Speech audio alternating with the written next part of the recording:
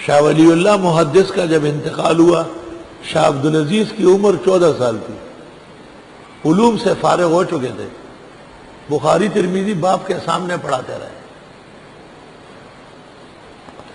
تو لوگوں نے بطور امتحان کے شاہ ولی اللہ کے بعض تفردات جمع کر کے ان سے پوچھا۔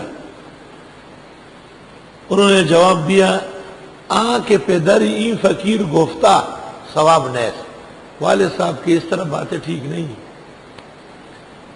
اور انہوں نے کہا کہ آپ کے والد کہتے تھے کہ یہ اتحاد الادیان ہے، یہ مولویوں کے کام کی باتیں ہیں، اور لوگ ویسے سنتے رہے، کانوں میں برکت جائے گی۔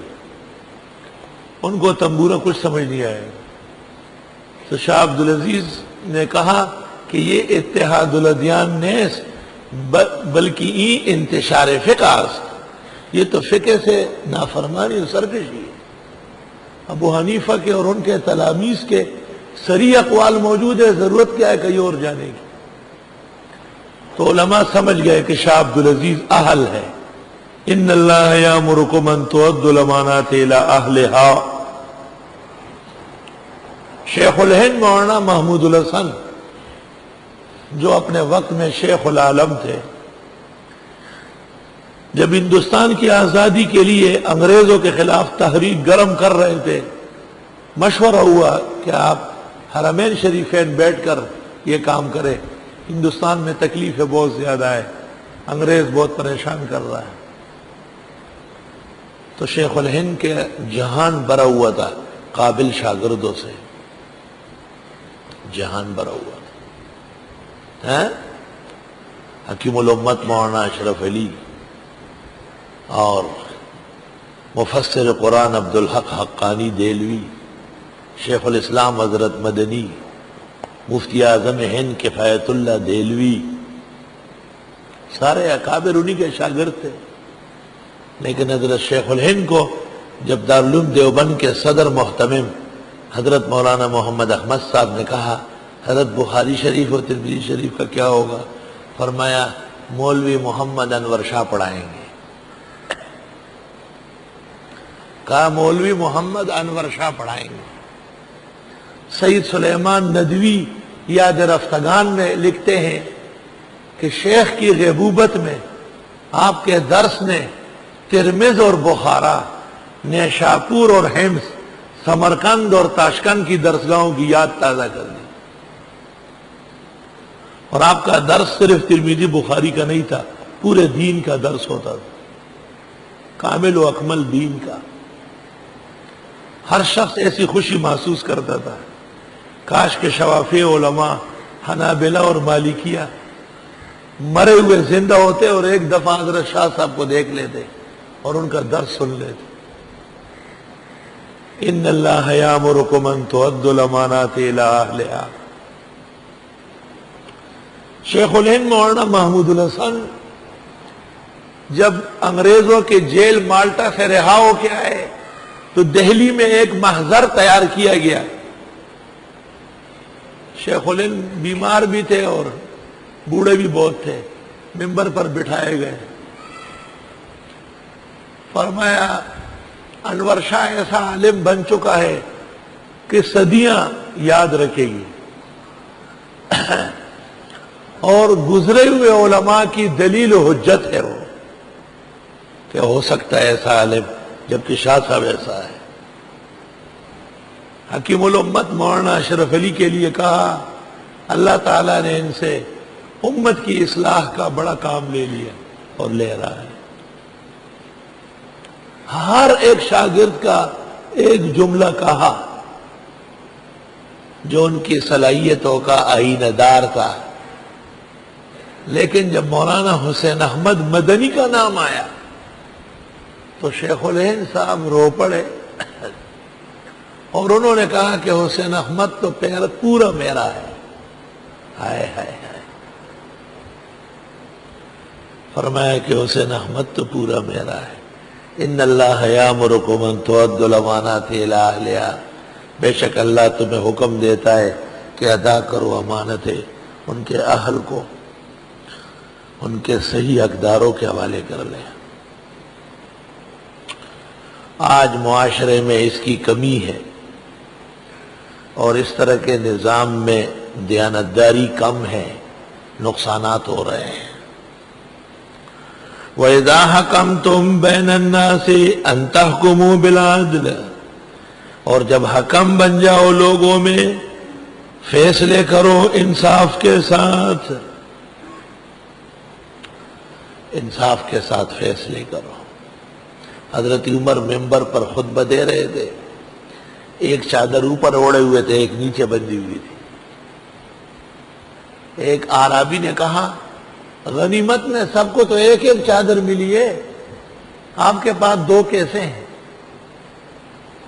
حضرت عمر نے فرمایا جمعہ پڑھانا تھا اور میرے پاس دوسری چادر نہیں تھی، تو میرے بیٹے عبداللہ ابن عمر کو جو ملی ہے وہ باندھ کے آیا ہوں۔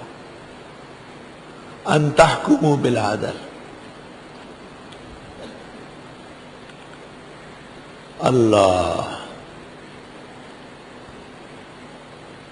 عمر ابن عبدالعزیز عمر ثانی کی خدمت میں ان کی بیٹی آئی، کل عید ہے اور ہمارے جسم پر کپڑے نہیں ہیں، وَنَحْنُ بَنَاتُ أَمِيرِ الْمُؤْمِنِينَ، ہم وقت کے امیر المومنین کی بیٹیاں ہیں۔ انہوں نے خزانچی کو لکھا کہ میری تنخواہ ایڈوانس دے دے تاکہ میری بیٹیاں عید کے لیے کپڑے بنائیں۔ خزانچی نے واپس سوال لکھا کہ امیر المومنین ذمہ داری قبول کرے کہ اگر مہینہ پورا ہونے سے پہلے مر گئے تو آپ کی جگہ کون ادا کرے گا؟ عمر ابن عبدالعزیز نے بیٹیوں کو کہا کہ یہ بہتر ہے کہ تم اچھے کپڑے پہنو اور کل تمہارا پیارا ابا آگ میں جلے، یا یہ بہتر ہے کہ تم پرانے کپڑوں میں عید گزارو اور تمہارے عزت والے والد جہنم کی آگ سے بچے۔ ان اللہ یامرکم ان تؤدوا الامانات الی اہلہا واذا حکمتم بین الناس ان تحکموا بالعدل۔ اللہ اکبر، اللہ اکبر۔ امام محمد رحمت اللہ علیہ نے دیکھا کہ امام اعظم کے اوپر دو رد شائع ہو گئے، ایک امام مالک کا اور ایک عبد الرحمن اوزاعی کا۔ تو امام محمد نے امام ابو یوسف سے کہا کہ دو آدمیوں نے، ایک نے مدینے میں بیٹھ کر اور دوسرے نے شام میں بیٹھ کر حضرت الاستاذ کی فقہ پر رد کیا ہے، اس کا جواب ضروری ہے۔ ابو یوسف نے کہا جواب دے دو نا۔ میں نہیں دے سکتا۔ کہا اوزاعی کی طرح مجھے تاریخ یاد نہیں ہے اور مالک تو میرا استاد ہے۔ امام ابو یوسف نے خلیفہ ہارون الرشید کی خلافت میں جتنی قضا کی ہے اول و آخر 10 دن چھٹی لی ہے، اور چھٹی لے کر کے گھر تشریف لے گئے۔ ان کا گھر دارالقضاء سے متصل تھا۔ فما خرجا لصلاة ولا جنازة ولا جمعة حتى بعد 10 ایام، 10 دن بعد تشریف لائے اور اونٹ تلاش کر رہے تھے کہ اونٹ لائیے اور آنکھ اٹھانے کے لیے۔ تو ایک رد لکھا اوزاعی پر 30 جلدوں میں، الرد علی سیر الاوزاعی، اور دوسرا رد لکھا امام مالک پر 40 جلدوں میں۔ امام ابو حنیفہ نے جن کا انتخاب کیا تھا وہ اپنے منصب کے لیے اہل تھے نا۔ ان اللہ یامرکم ان تؤدوا الامانات الی، ان اللہ یامرکم ان تؤدوا الامانات الی اہلہا۔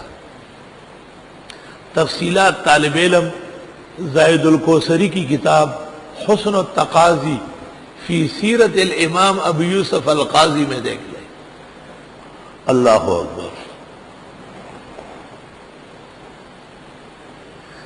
امام شافعی رحمت اللہ علیہ کے ارتحال کا وقت جب قریب ہوا، بادشاہ وقت ان کا معتقد تھا، ان سے کہا کسی کو مقرر کرے اپنے بعد۔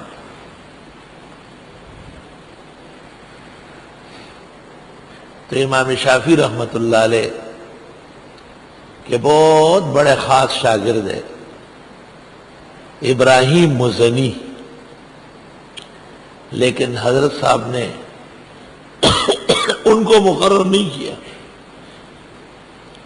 اور ایک اور شاگرد کو، حالانکہ ایک شاگرد ان کے ایسے تھے کہ وہ ان پر سونا اور چاندی روزانہ لوٹاتے تھے، لیکن جب تعین کا وقت آیا تدریس کے لیے تو امام شافعی نے ایک اور شخص کو کہا، بویتو کو کہا کہ یہ میری جگہ بیٹھے گا.